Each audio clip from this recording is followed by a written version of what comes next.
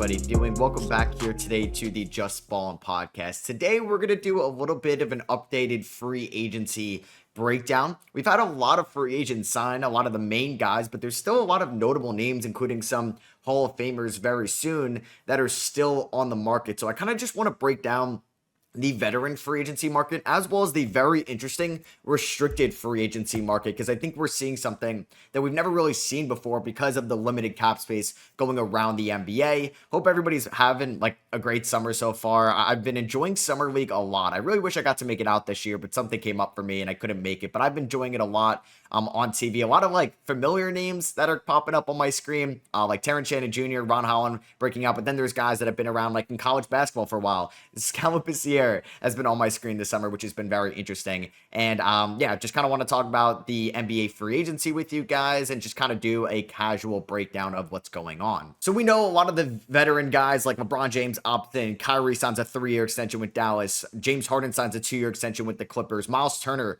out of nowhere leaves his team that he's been there since the 2015 draft to go out and sign with the Milwaukee Bucks, their division rival. The Rockets were active, the Hawks were active, the Pistons have been active, but there's a lot of notable names still on the market, and I kind of just want to go name by name. So basically, we can look here, we could sort it by previous annual value for guys watching on YouTube, and we're just going to go all the way down to the bottom. So I may talk about a lot of guys here that are still on the market as of about noon on July 16th. So first guy is Malcolm Brogdon. Now, Malcolm Brogdon hasn't really had a healthy season in a little bit. He won Sixth Man of the Year with the Celtics in 2023 when they made it to the conference finals. He was obviously in that Jrue Holiday trade to Portland, was banged up for Portland in 2024, and then was traded to Washington in that Denny trade in the 2024 offseason. He was banged up again this year. Now, Malcolm Brogdon has made over $100 million in his career. He's gotten couple nice contracts, one from the Pacers and then got an extension later on. I forget if it was from the Celtics or the Pacers. I assume it was maybe the Pacers. Either way, it doesn't matter. He's made a lot of money for a second round pick,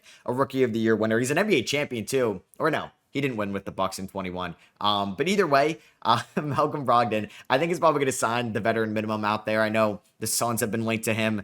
The Sacramento Kings have been linked to Malcolm Brogdon. Could the Knicks kind of swoop in and get another ball handler if they can't really trust Tower Kolek at times? Because Brogdon, not the defender he used to be, but probably a better defender than Tower Kolek, another good veteran in that locker room, and he could just be a good point guard that needs to play 15 minutes a night behind Jalen Brunson. You can scale back Brunson's minutes in the regular season with new head coach Mike Brown, and Malcolm Brogdon can be just a very good backup point guard. Now, he would have to sign the minimum with the Knicks. I think he'd have to sign the minimum with the Suns as well. He'd definitely get a little bit more from the Sacramento Kings, so we'll see if he's going to try to win a ring in his career, or if he's going to be somebody that just wants to just kind of get one last payday, right? So yeah, he didn't end up playing with the I'm pretty sure he didn't play with he didn't play with the Bucks on that championship team. So Malcolm Brogdon, definitely interesting name on the market. Chris Boucher, just another rim running big man, right? Pretty good athlete. He is 32 years old, so you definitely want to be a little bit cautious with that,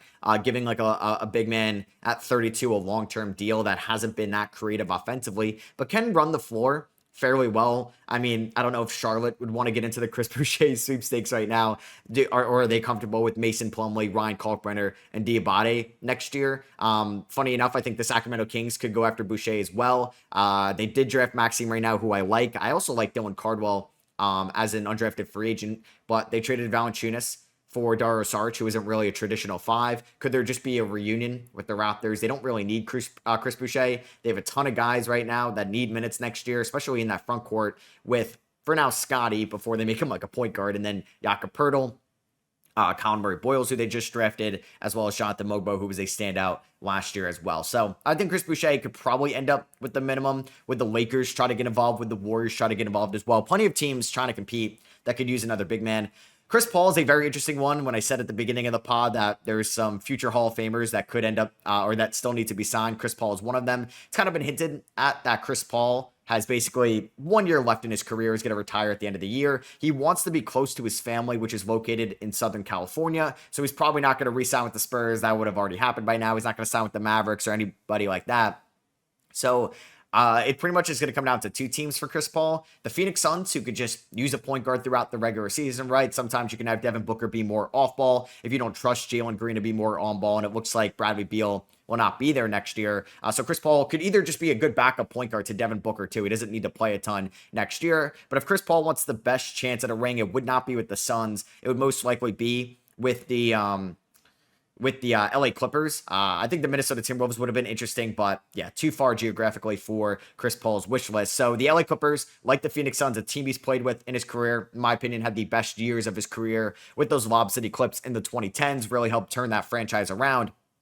And he could be a solid backup point guard to James Harden. Like I said, it's probably going to be Chris Paul's last year of his career. So he would be off the books in a year. I mean, you have Harden, you have Kawhi, off the books in 2 years. John Collins is off the books next year as well. Same with Derrick Jones Jr., or I guess he has 2 more years. Chris Dunn, I think, is off the books after this year as well. So he would make a lot of sense for the Clippers. They could sign Chris Paul and Bradley Beal as well if Beal does get bought out from the Suns. So yeah, we may see like the greatest team of all time in like 2019 suit up for the LA Clippers next year, all past their prime. Al Horford, probably one of the best big man free agents still on the market at 39 years old. Yeah, still a lot of veteran free agents out there. He's been linked to a couple teams, the Atlanta Hawks, which would be a cool reunion there. I don't know if he wants to stay on the East Coast by any means, but he could be a nice depth piece for Atlanta. They lost Larry Nance Jr. to the Cleveland Cavaliers this offseason. You don't know about Kristaps Porzingis' health and how consistent that could be over the course of an 82-game regular season. And Al Horford and Kristaps has played together, so that would work over there, especially if you think you can make a run next year and you don't want to put too much pressure on Asa Newell, who was a non-lottery draft pick as a rookie this upcoming season. And Al Horford could be a 4, he could be a 5, and can give you one more good year. I would like that a lot for Atlanta. But there's been a lot of steam that he could end up going to the Golden State Warriors. They've been looking for somebody that could be in the front court with Draymond, that could still set good screens, that can hold his own defensively, and that could also be a floor spacing big man for Steph Curry, and a little bit of an upgrade right over Quinn Post and Trace Jackson Davis. And they lost Kevon Mooney to the Pelicans. So I think the Warriors would make a lot of sense for Al Horford. Gary Payton, I think a reunion in Golden State as well. I mean, I would also love that on my Knicks. I think the Knicks have one more veteran minimum.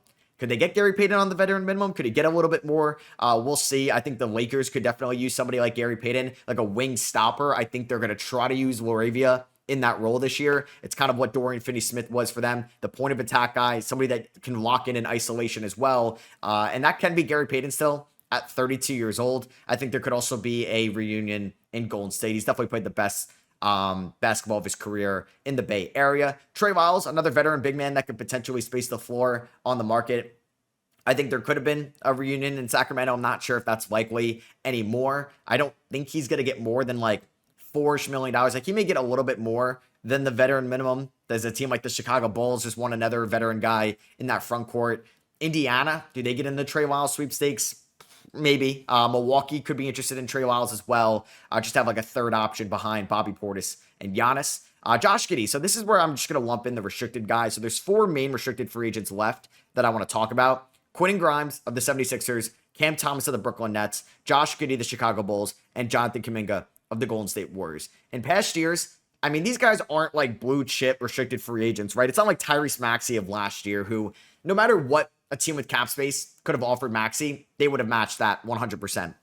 So Josh Giddey, Kuminga, Quentin Grimes, and Cam Thomas are not like great enough where teams would try to create cap space to give them an offer sheet on day one, but they are also pretty good where they could demand $20+ million. Like I'm not shocked if the final dollar amount for Giddey, Kuminga, maybe Grimes and Cam Thomas is north of $20 million, at least in 2026, because these guys have played 4 years in the league from the 2021 class. But what the Bulls, Warriors, Nets, and Sixers can go to their agents and say, who's giving you that money? Nobody has cap space right now. The Brooklyn Nets can create cap space. The Utah Jazz can create cap space. The Chicago Bulls can create cap space as well. So yeah, what's stopping those teams that have the rights to these free agents just giving them the mid-level exception, right? Giving them $70 million for 4 years. Would Giddey, Kuminga, Thomas, and Quentin Grimes risk that and take the qualifying offer, something we don't normally see from these premier restricted free agents, and play on a 1-year deal But if they do perform next year, they would be an unrestricted free agent in the 2026 class. Teams have a lot more cap space, but you're already just kind of neglecting maybe $15 million on the books this year to make a little bit less than that. Now, Kuminga would make more in the qualifying offer, and Giddey, because they were drafted in the top 10, more than Thomas and Grimes, who were not, depending on their cap hold. So there would be a lot of risk to that, right? And you'd be foregoing money this year. You could sign a maybe shorter duration of a contract, like a 3-year deal, because then you can hit unrestricted free agency in 3 years, maybe with a higher AAV. I just can't really see Giddey getting $30 million a year, Kuminga getting $30 million a year from the Golden State Warriors. There could be a sign and trade. Sacramento, Miami, New Orleans, Chicago have been linked to Jonathan Kuminga. That one's a big wild card. I mean, Quentin Grimes just makes a lot of sense for Philadelphia. I know Paul George just had a surgery, but if Embiid is going to be healthy next year, which is also, you never know if that can be consistent over an 82-game season, Grimes is vital to the 76ers, honestly, present and their future, right? Like, he's a good complementary piece around Tyrese Maxey in the backcourt. He can hold his own defensively, something they kind of need in that backcourt, a better point of attack defender, because McCain's not great. We'll see how ready VJ Edgecombe is going to be, but they need him now, and he's 25, so they could definitely use him for the future. Cam Thomas, it feels like the Nets would have signed by now. They just traded for Michael Porter Jr. to get a first-round pick for Cam Thomas. I mean, it's going to be comical to watch Cam Thomas and Michael Porter Jr. take 40 shots a night next year combined, with Yegor, Traore, Saraf just feeding them the ball, as they're not going to get really a lot of shots up as rookies. So I think Philly works out something with Grimes. Maybe it's like a 3-year, $75 million. It's crazy though, because 91% of the Sixers cap space next year is going to George, Embiid, and Maxey. And the only player out of those three is probably worth part of that cap space is Tyrese Maxey. They gave Embiid that extension before last year. He had an injury-riddled 2025. We know how bad the Paul George contract is, and if he has another injury, it's just a damn shame right now. So we'll see how much Grimes gets, but this is going to bump the Sixers over the first, like very close to the second apron, maybe even hard cap them at the second apron, and make them a second apron team for 2026. The Nets, I think they're going to bring back Cam Thomas. Maybe he does play in the qualifying offer, and Cam Thomas has the confidence to just shoot his way into a good deal. I think there are some teams that could be interesting for Cam Thomas. Like, I wouldn't mind him. I mean, they have Zach LaVine, but I wouldn't have mind him in like Sacramento. I wouldn't mind him in Miami. I wouldn't mind him like in Orlando pre-Bane trade. Like, you would really have to install a different like philosophy when you're coaching Cam Thomas, because he's not somebody that I think, like, he's an extremely talented scorer in isolation, can move well off screens, can hit very difficult threes, is a great three-point shooter, is still young, but I don't know if you can really build a team around Cam Thomas in the NBA. So it's going to be fascinating to see what his contract is. I'm going to bet on that Grimes, Cam Thomas, and Giddey all return to their teams. Giddey's apparently not sitting with the Bulls veterans at Summer League because there's still kind of a disagreement on a dollar number in Chicago. Like I said, who else is giving Josh Giddey $80 million? If the Bulls are like, we'll give you $80 million for 4 years, I mean, would you really turn down $80 million guaranteed from Chicago to take like a 1-year, $10 million qualifying offer? And God forbid, like, you get hurt next year, or you regress and your shot isn't as consistent and your defense isn't great on film. And is any team going to give you more than $80 million?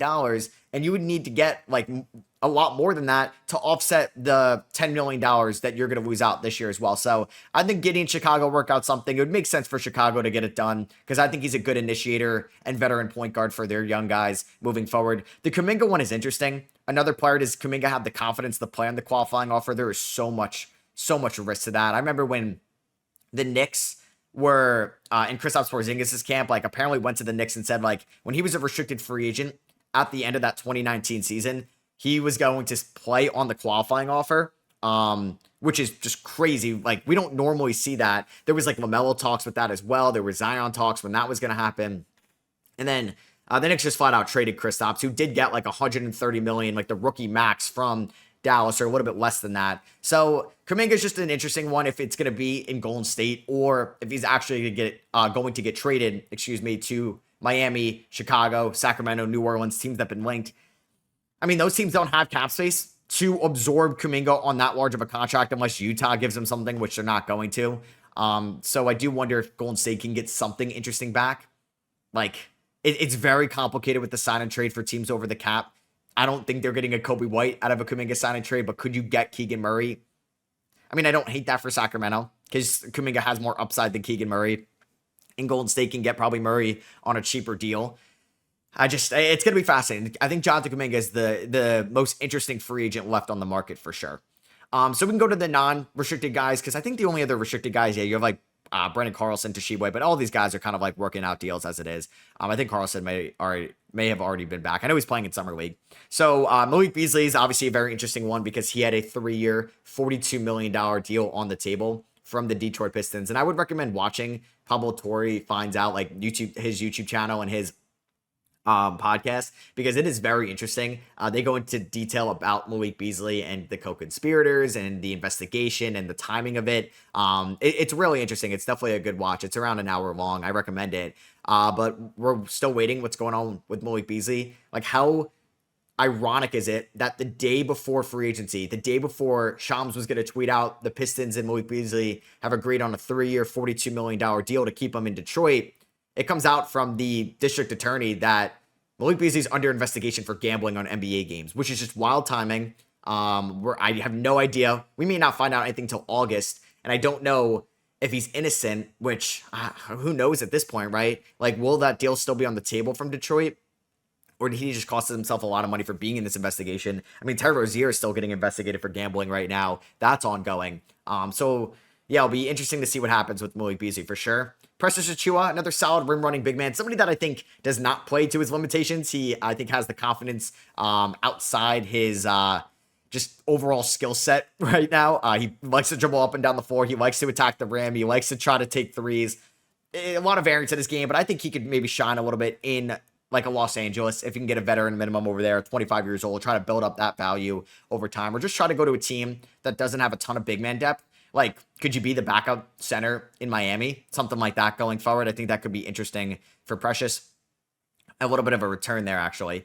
And then Amir Coffey, I think is probably going to get the veteran minimum at 28 years old, but I think can sign with the contender and could be an impact piece. I would like to see maybe the Milwaukee Bucks. I would like him on my Knicks. I wouldn't mind that. And like, the Milwaukee Bucks aren't contender, but you know what I mean, right? Could he end up in like Denver? Could they want another wing scorer? They still have another veteran minimum available.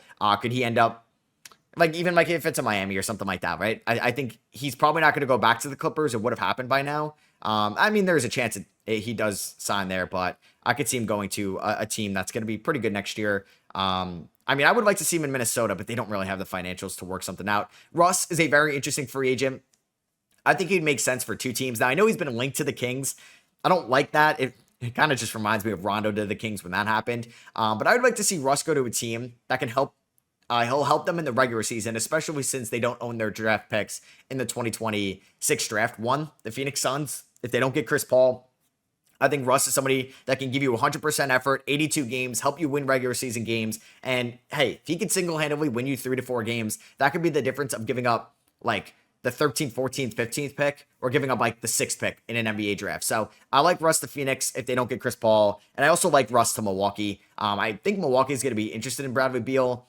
I'm sure he'd rather sign with the Clippers, but Beal would have a better opportunity as a higher scoring option in Milwaukee. And say if they don't get Beal, whatever, I think Russ is a good ad for Milwaukee. Like I said, can help them in the regular season. They don't own their first round pick. Yeah, Russ and Giannis, it's not a great floor spacing duo out there at the same time, but I do think he'll help them in the regular season. And hey, if he's a backup to KPJ or somebody like that in the playoffs, it's not bad. They did pick up Cole Anthony, so maybe that's a little bit unrealistic at this point. A lot of veteran guys like Corey Joseph, Doug McDermott, Markieff Morris, Tristan Thompson, still on the books as well.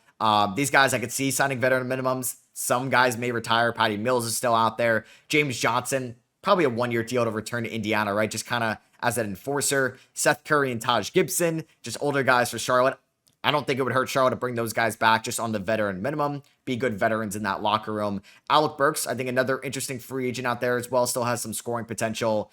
DeAndre Jordan may just end up in Denver. Campaign, DeLon Wright, 2 former Knicks last year. I wouldn't mind DeLon Wright back in New York. Campaign, just a 3-point shooter. So if a team wants a little bit of 3-point shooting, I would have said like Houston as like a third point guard, but they brought back Aaron Holiday, so probably not going to happen. Monte Morris, maybe a reunion in Phoenix if they miss out on Chris Paul and maybe a Russell Westbrook. You got your Thomas Bryant of the world, who did play some meaningful minutes for the Pacers in the playoffs. Maybe they bring him back, but they traded for Jay Huff. They brought back Wiseman. They brought back Isaiah Jackson. Probably not happening.